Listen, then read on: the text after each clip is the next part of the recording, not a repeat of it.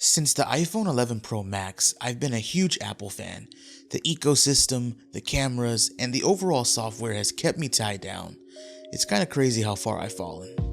I used to run stock Android with launchers, I would root my devices, I would run custom ROMs, so trust me when I say I was an Android diehard. But after drinking that sweet apple juice, has the Pixel 7 brought me back? Let's find out. Since I know some people are here strictly for the specs, we'll get that out of the way.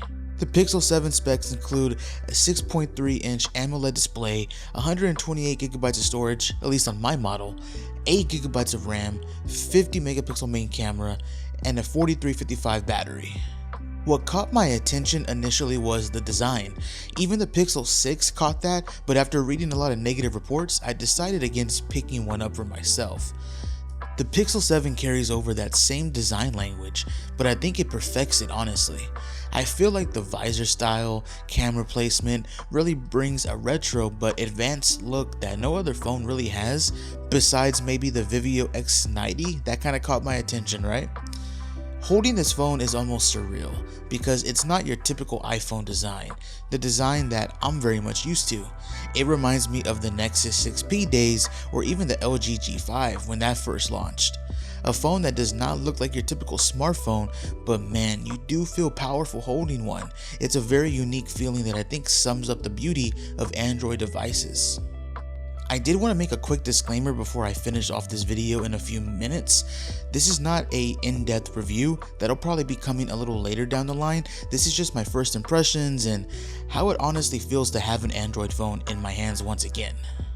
Stock Android has never been better, especially since the 90Hz screen makes an already smooth experience even smoother. On the iPhone, it feels like the high refresh rate kind of loses its charm pretty quickly, but I don't really get that whenever I'm on the Android phone. For the price of $599 or $499 if you purchase through Amazon, which by the way they also offer monthly options, this is an absolute beast. For media consumption, the screen is amazing, the content you watch is gonna look good. YouTube, Netflix, and other streaming services excel on this phone.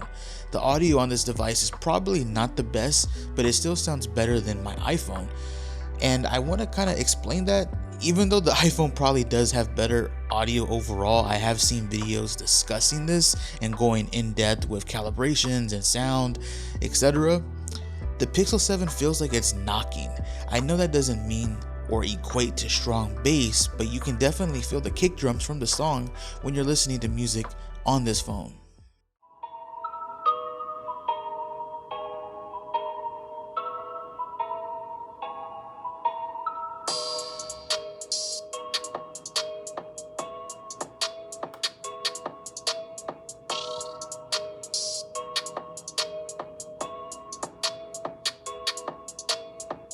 Like I said, there's a ton of features that I'll probably go over in my in-depth review, like live caption, taking a look at Google Assistant versus Siri, etc.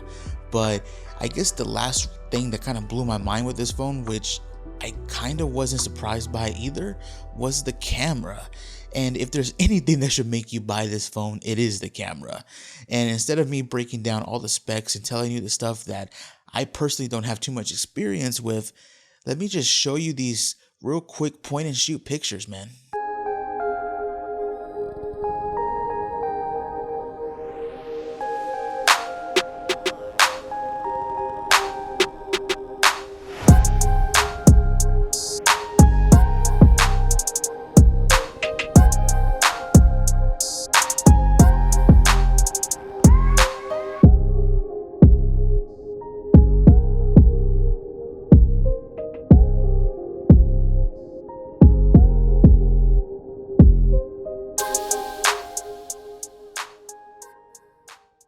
Overall, having an Android phone again has been infinitely amazing. I'm talking about Nova Launcher, I'm talking about custom icons, all the stuff that you can't really get with the iPhone unless you go through tons of hoops to create widgets and to create shortcuts, etc.